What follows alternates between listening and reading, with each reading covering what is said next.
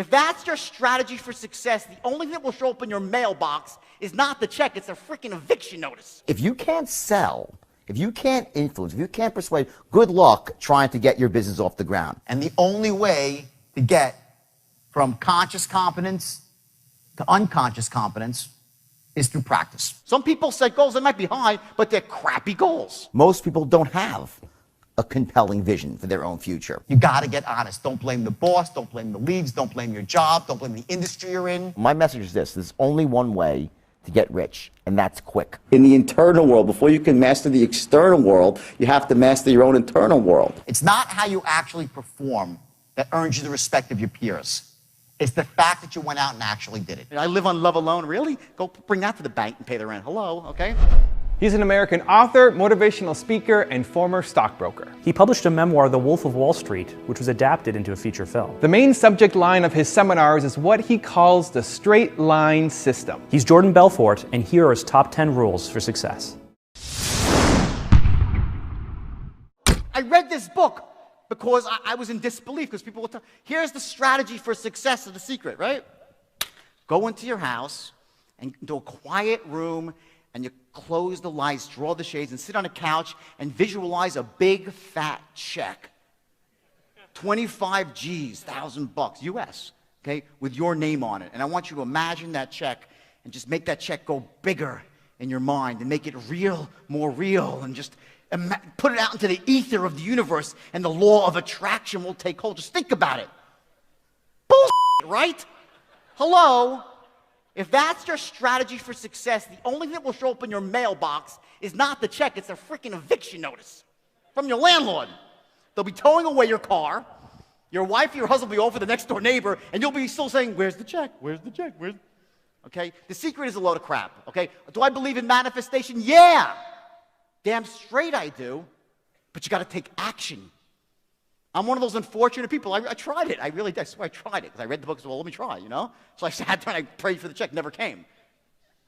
But when I went out and started taking action, guess what? The check came with an extra couple of zeros. And for like an entrepreneur, not forget a salesperson, how about just an entrepreneur who's looking to start a business? Well, if you can't sell, if you can't influence, if you can't persuade, good luck trying to get your business off the ground. I'm not talking about just your customers. I'm talking about the bankers, the people with venture capitalists, your vendors, your credit card processor, the people who work for you. How do you get people to work for you excited? How do you get them excited? How do you get them to want to buy into your vision? At the highest level, what sales really is, it's the transference of emotion. And the emotion you're transferring is this emotion of certainty. That someone feels certain, yeah, it's a good thing, it's going to help me, it's going to fill my need. When you're an entrepreneur and you're trying to start a business and you're recruiting people, well, you're selling people on your vision for the future, your vision for this company. And if you can't do that, good luck trying to get great people to work for you. It's nearly impossible, which is why you always see, you know, the people, if they say, oh, he's a visionary. Well, that's true, but typically not only are they visionaries, they also possess the ability to sell the vision to other people, to inspire them, to motivate them. So selling is not just like, you know, people think of selling, oh, well, I'm not a salesman, I don't need to. Well, yes, you do. You need to learn how to influence. How about trying to get your kids to make their bed or do their homework or believe in the value of education? How about trying to get a landlord to give you a reduction on your rent or to extend the lease the way you want? How about trying to negotiate terms? You understand, it cuts to everything. So I always look at this, say, you know, when I say I cracked the code on influence, what I really did essentially was I was, you know, by working backwards almost, by saying I'm going to start at the end and go to the beginning, saying what has to happen before someone says yes, I was able to take that and put it into this system that took the no-name, talentless guys and turned them into millionaires. There are 4 levels of learning. Okay, let me tell you what the levels are. Some of you might know, if you've been through any self-development, this is some very basic stuff, but it's important here. The first level is called being unconsciously incompetent. And what that means is this. When you first start doing something, you know so little about it, you basically know nothing. You don't know what you don't know. This is a very scary spot to be in. When you're thrown into a situation and you're a complete novice, you say, geez, I'd love to get better at this, but I haven't the slightest idea what I don't know. Everyone follow that concept? This is where most people start off, okay? The next level is becoming consciously incompetent. That means that you're like, Jesus Christ, I don't know anything. You're like, there's this, there's that, there's all these strategies. They all sound great. I don't know them. That's the next level. Next level above that is called being consciously competent. Consciously competent means that you're good at something, but you can't really do it with your eyes closed yet. You're good, but it requires all your focus and your mental energy. Like, remember when we were kids growing up, you only had to tie your shoe. In the beginning, you like tie your shoe, like you're putting your things across, and someone says, excuse me, like, don't interrupt me. You can't tie your shoe and have a conversation at the same time, right? That's when you're consciously competent in something. It requires all your conscious focus. The next level above that is called being unconscious competence. And that means when you're really, really great at something, you can do it without thinking about it.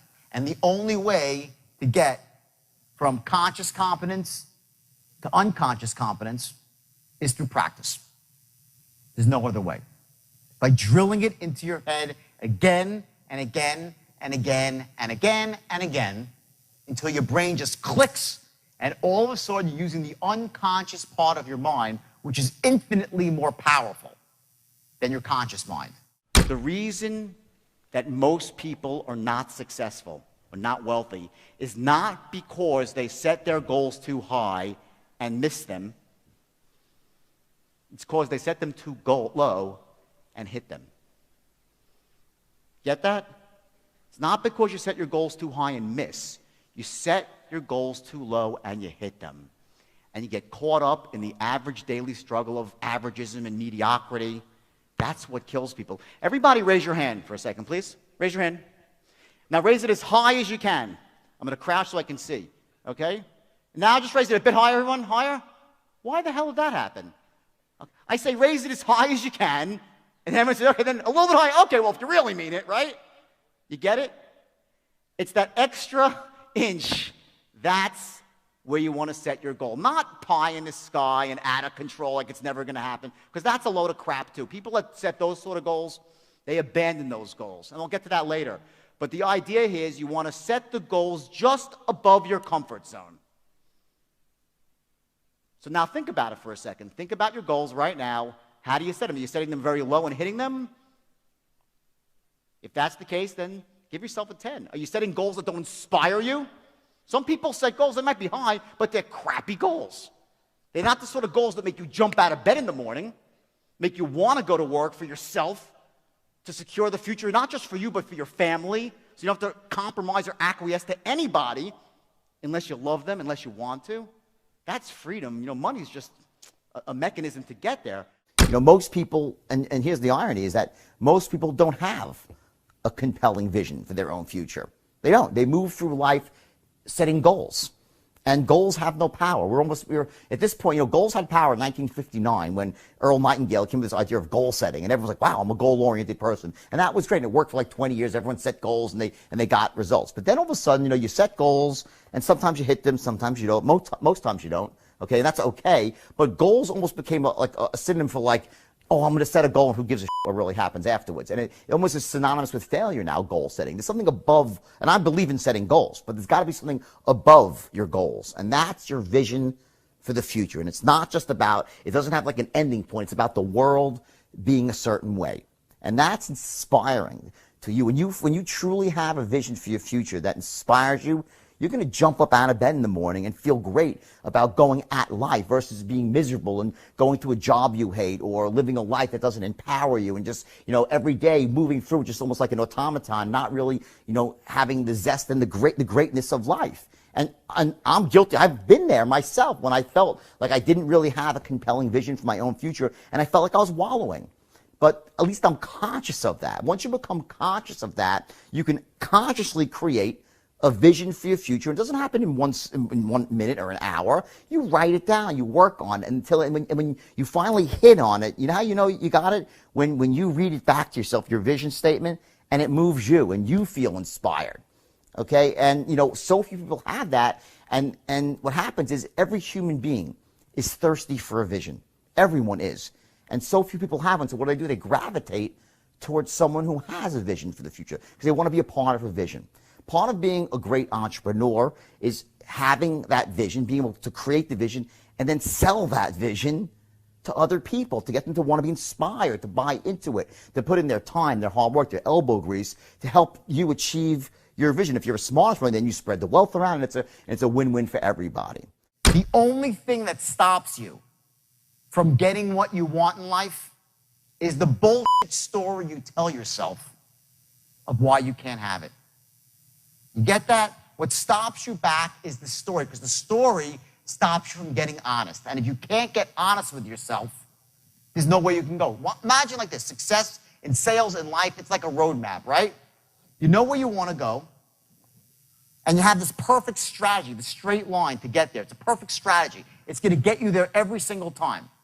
But if you don't know your starting point, if you're not getting honest with where you actually are, it doesn't matter how powerful the strategy is, and it doesn't matter how powerful your goal is. I'm going to ask you to set a goal today, right? A 60-day goal. And let's say you really set this goal, and I'll show you how to do it in a brilliant way. So it's visceral. So it makes you really feel it. And you see it, you sense it, you smell the goal. That's step one. I'm going to teach you the straight line, which is your strategy to get to your goal. But if you're not honest with where you are right now, your starting point, the map is worthless. There's three things that you need to know: where you are, where you want to go, and how you're going to get there.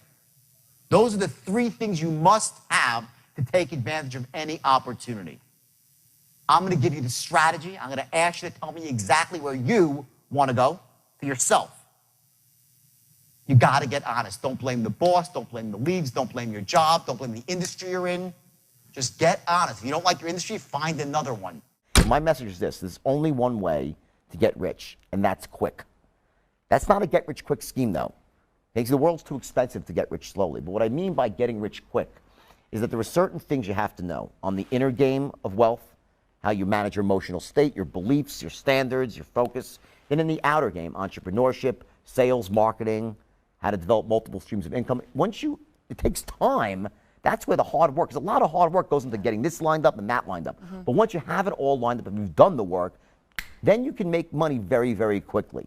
So it's not a scheme, but you got to get rich quick, and you have to put the work in. I say, if you don't want to work hard, good luck. I mean, I don't know any rich people that don't work really, really hard. That's the bottom line. So hard work and knowing stuff, skills. There's no quick fix, easy no, fix. It's not. You know, it's again, when you get rich, it happens quickly. But there's a lot of work that goes up to that point before the money starts pouring in. That's the distinction that I think a lot of people who are not wealthy, they don't get that. They think that it's you accumulate money a little bit at a time. It doesn't work that way. You work, don't get the result, and bam, one last piece of the puzzle clicks in. Whether it's not knowing how to close, it all happens quickly. Also, to really take a longer-term view, not just to look 3 months from now, but look 3 years from now, and the future's going to come whether you like it or not. So you want to kind of be one step ahead. It's a mind game, then? I think it's psychology. And everything, again, most of life comes down to psychology, doesn't it? It starts here, in the internal world. Before you can master the external world, you have to master your own internal world. That's the true secret to success. My son's 14. He's fabulous. And we're having this conversation about when he plays in sports or when he does something about, do you go full out or do you not? And I see sometimes in him that when he's out on the field or doing something, he doesn't play full out, and he'll have an excuse. Like my leg hurts, or my arm hurts, or something happened, the coach was unfair, whatever, the referee was unfair. And what happens with people is we tend to go out into the world and we look for those sort of excuses about why things aren't the way we want them. And when you do that, you lose all your power in life. When you start focusing on the external, on the excuses, you lose your power. Here's the way people really think. I will tell you, I can go out onto stage and bomb. You go out there and you just bomb, right? And people will respect you for going out there and trying your hardest. It's not how you actually perform that earns you the respect of your peers. It's the fact that you went out and actually did it. That's the difference. So if you're out there right now and you're a new salesperson or you're struggling as a salesperson, there's no embarrassment in the struggle. There's just not.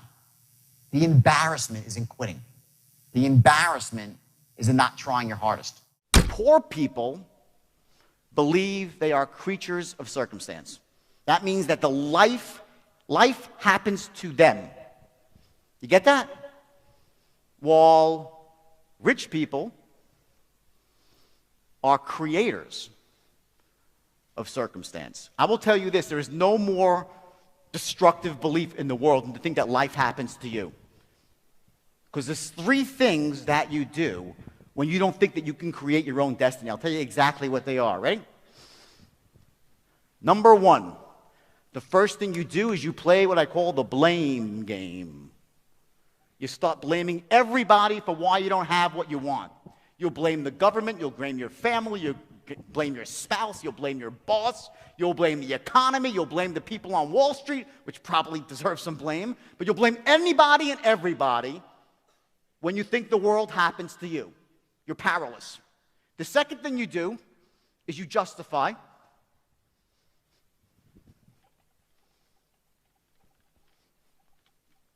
It is because the economy stinks. It's because people are unfair to me. It's because money doesn't really matter anyway.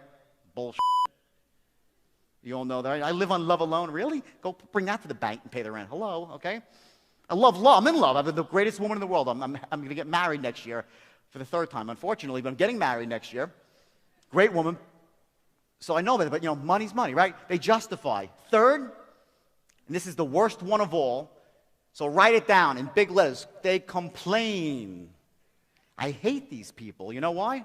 I'll tell you why. Because I do believe in some laws of the universe. I do. And one of them is that what you focus on expands, gets bigger, and what you focus on, you attract because you move towards it. If you're focusing on something, you attract. So here's what happens. When you're complaining, what are you focusing on? All the shit in your life. So guess what happens to you? You become a giant shit magnet. Get the picture? I don't want to be around because they attracted to you. You got to get away from them because when you hear someone complaining, it might hit you too. And it's the worst of all. That's what complaining does. So if you're a person that believes that you're a creature of circumstance, life happens to you, good luck. Thank you guys so much for watching. We made this video because Vlad Vasiliev asked us to. If you have a famous entrepreneur or a very special person you'd like this guy to make a video of, leave it in the comment below. I'd also love to know which of the top 10 rules you heard today meant the most to you. Leave in the comments, we'll join in the discussion. Thank you so much for watching. Continue to believe, and we'll see you soon. We will.